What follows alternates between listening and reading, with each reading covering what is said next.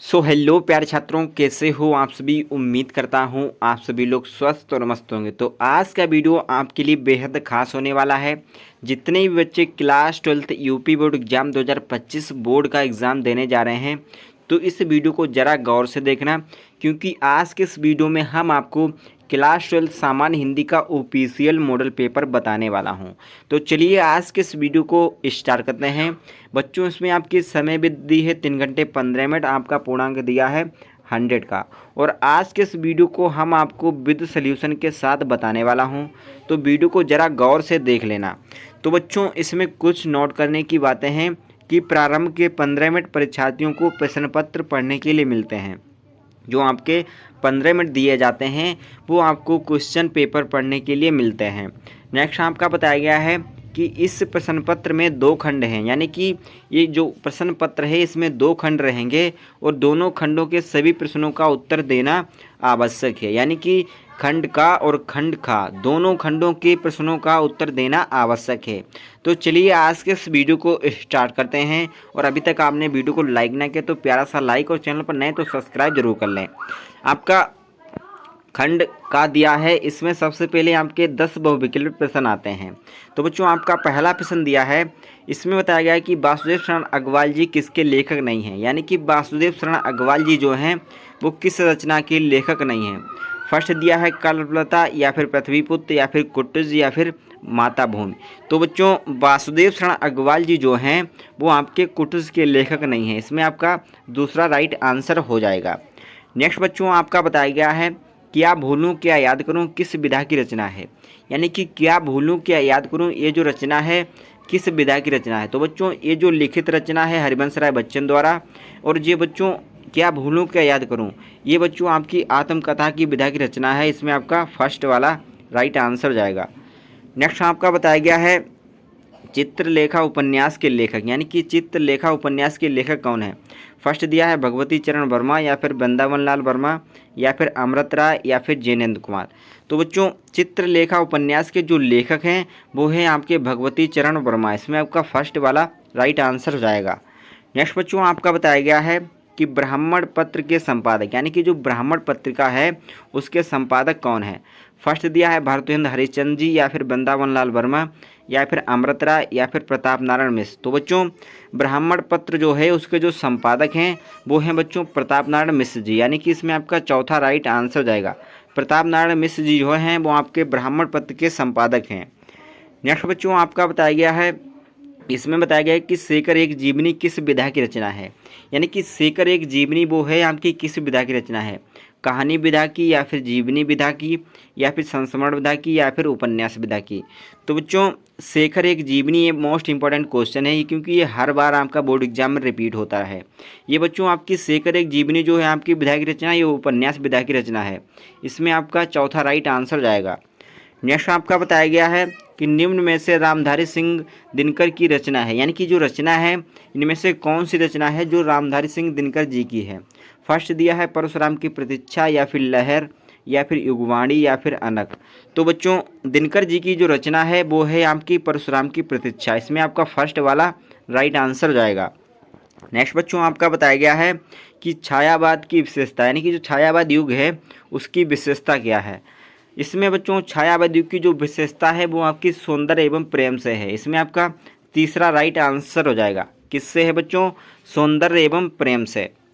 Next बच्चों, आपका बताया गया है कि नई कविता युग की रचना है कि नई कविता युग की रचना क्या है। तो बच्चों, फर्स्ट दिया है यामा, या फिर प्रलय सज्जन, या फिर परशुराम की प्रतीक्षा, या फिर खुशबू के शिलालेख।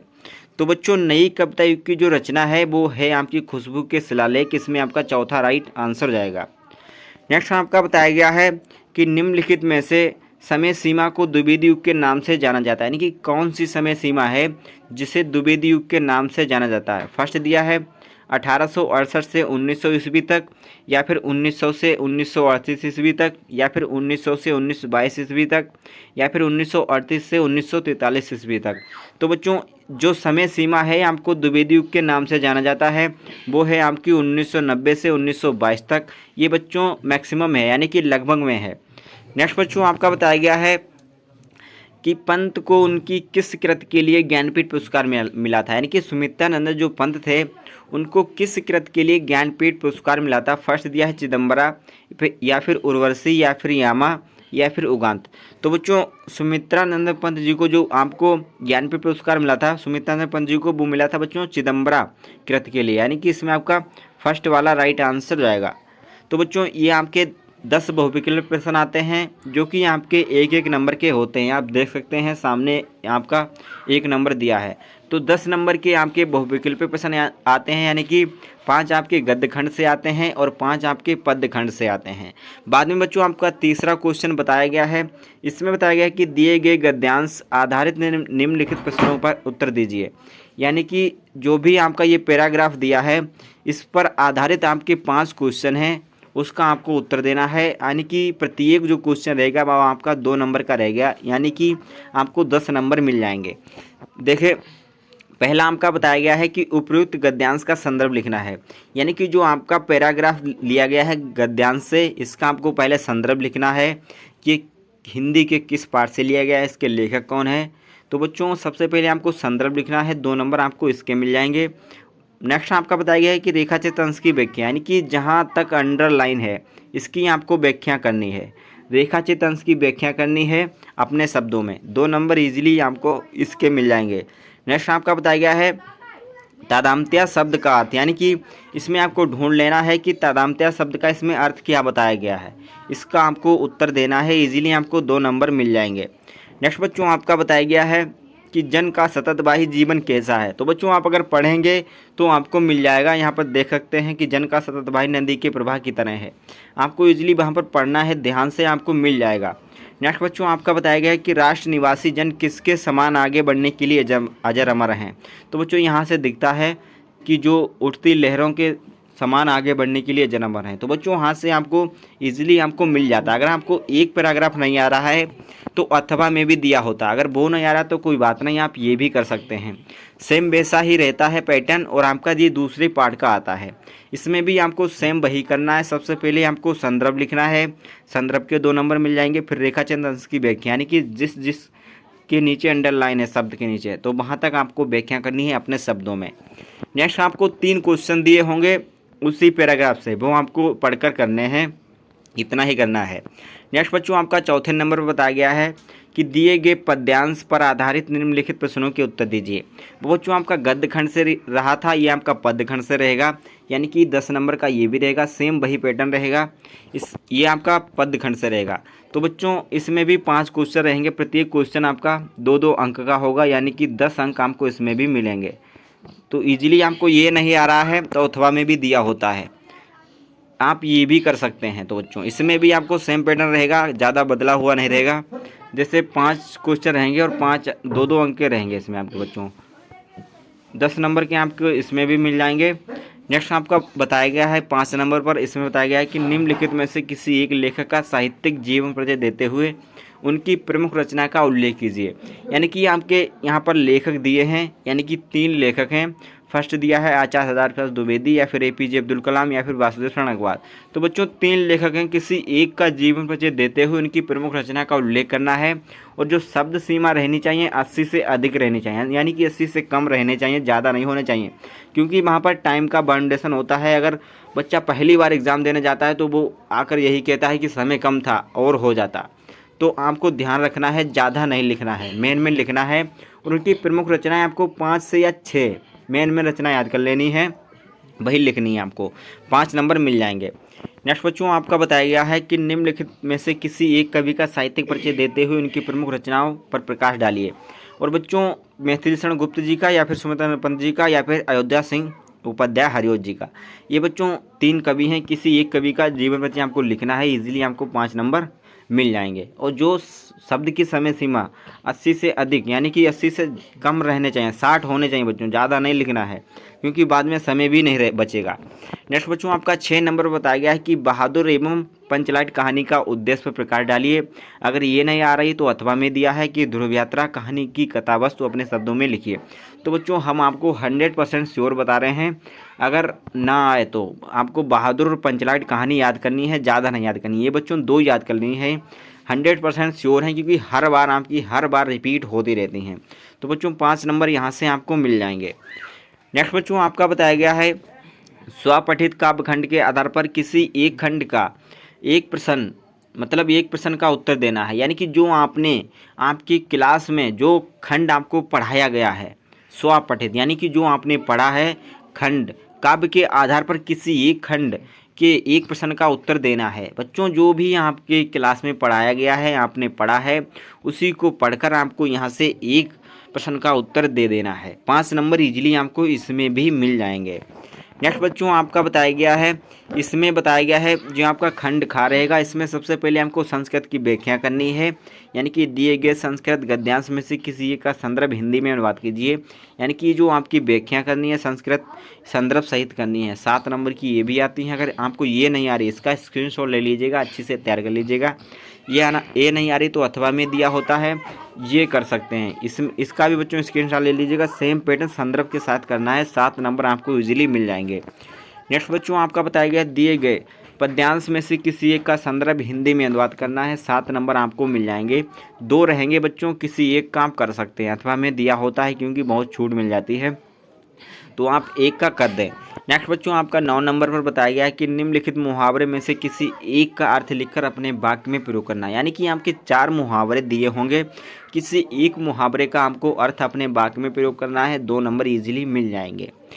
नेक्स्ट बच्चों आपका 10 नंबर पर दिया है कि निम्नलिखित अपठित गद्यांश को पढ़कर नीचे दिए गए प्रश्नों का उत्तर दीजिए। तो बच्चों ये जो आपका गद्यांश है, जो आपने कभी भी नहीं पढ़ा होगा, ना कभी देखा होगा, ऐसा आपको पैराग्राफ मिलेगा हिंदी में। जी बच्चों अभी 2023 से अपडेट हुआ है पेपर, तो उससे पहले ये नहीं आता था, अब ये आने लगा है। 5 नंबर का आता है।